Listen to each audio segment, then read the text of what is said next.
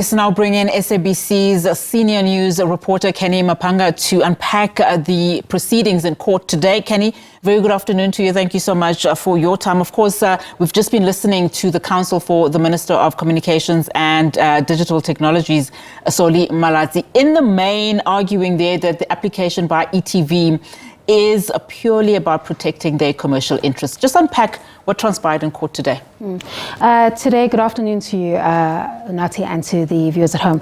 Today was about the respondents responding to the contentions by the applicants that this ASO deadline of 31st of March 2025, if it is allowed to proceed, that will have a severe impact on not only the broadcasters in question, that is ETV and the SABC, as well as other community stations, but it will also have an impact on the public that rely on this analog spectrum in order to get access to informational television access. So the minister has opposed the application, stating that they can't keep extending these deadlines. This project, which has started I think in 2008, and I think the first postponement or extension of the deadline was in 2011. We're now in the year 2025. So the minister's contention is that we need to proceed with this migration process and end it. And of course, the main contention being that this decision needs to be reviewed because it fails to meet the requirements of lawfulness as set by the ETV judgment in the Constitutional Court, and that whatever decision that is taken by the minister that can affect the public not only needs to mitigate that adverse impact, but needs to follow that lawful process, which includes consultation, in order for the minister to reach a decision that is lawful. Now, we are hearing in their arguments that for this 31 March 2025 postponement, that the minister's counsel is arguing that they didn't have to do another consultative round of consultation because they already knew the position of the vested stakeholders. In this case, it would be MMA and SOS. But that speaks to the heart of consultation. Yeah. And when you consult in good faith, it's the concept of consulting just to tick a box, or rather having a meaningful public consultation engagement so that you reach a decision that is lawful. And the applicants contend that had that taken place, then a 3-month postponement would not have been seen as something that is reasonable in order for this migration process to successfully conclude.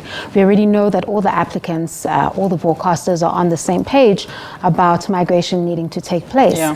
It's about having the sufficient resources and capacity and doing it in a manner that does not only adversely impact the public that rely on this analog spectrum, but also not adversely impact the broadcasters as well, particularly the SABC, which is a public broadcaster that has a mandate to fulfill to the public that it serves. Yeah. Yeah. And I mean, just mentioning the SABC, it is not one of the applicants, but there is going to be some significant impact on the SABC. I want you to just talk to us about that. I do understand that the public broadcaster has submitted an affidavit in as far as this case is concerned. So the SABC, which is the public broadcaster, of course, is not listed as an applicant in this bid, but they are a respondent. They are the 5th respondent. And of course, whatever the decision or the determination is by the court does impact the SABC. There was an explanatory affidavit by the SABC that was handed to the court today and was accepted in the interest of justice. What this affidavit deals with is the contention that SABC has switched from analog to digital in some provinces, that is 5 provinces.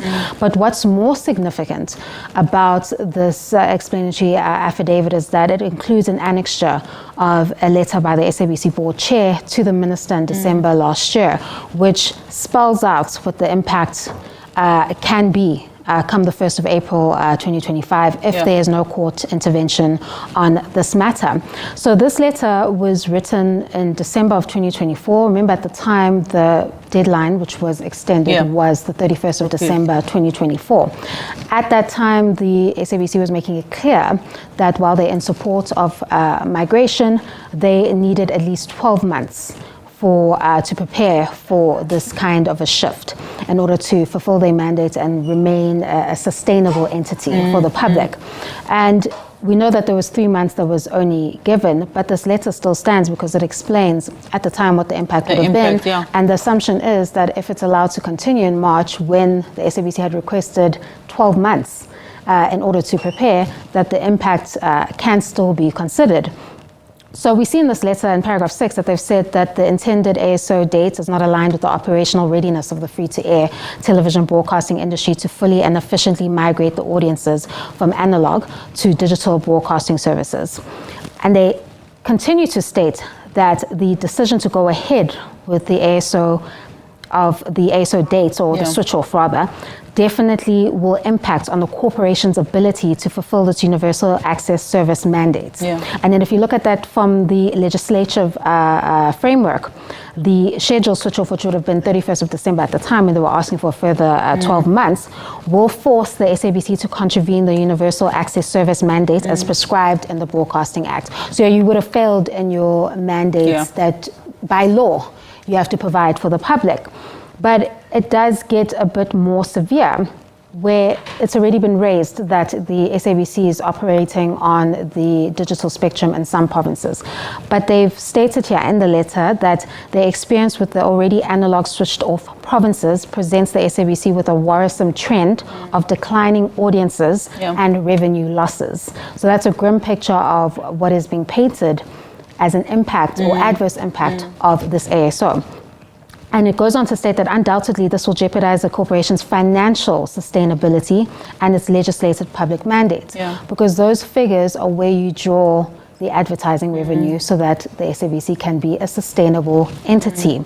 And it goes on to state that... And you're already seeing that trend then, Canny, we are fast running out of time. You do see that trend then that there will be implications of a financial nature to the SABC, as was explained by ETV within that process. Absolutely. And just to conclude on that fact, the final, alarm that's being sounded off in this letter, where it was asking for a year, so up until the 31st of December 2025, it says the consequential audience and revenue loss pursuant to the ASO dates shall spell the demise of the 88-year-old South African Broadcasting Corporation. So that's a very grim picture of what would happen to the public broadcaster. Of course, the applicant is an ETV. That's a private entity. It doesn't negate the case at all. But with the SABC, the stakes are much higher because it performs a public mandate, and of course must do so in a manner where it's sustainably fit to continue its operations.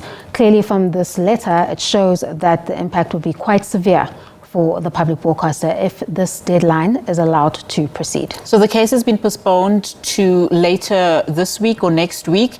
Very quickly, Canny, what are we looking at in terms of next steps? Today was the final hearing date. Judgment will be delivered in due course because it is a special allocation. It is in the urgent court, meaning that due course could mean in the next 10 days the Gauteng High Court will give its judgment on whether it will provide the relief sought by the applicants or not. Thank you so much, Canny, for unpacking that for us. Of course, this is one of those very serious matters that we are looking at in as far as the courts are concerned, and Canny will keep us abreast in terms of that particular matter in as far as the analog switch off is concerned. Right, thank you so much, Canny, for that.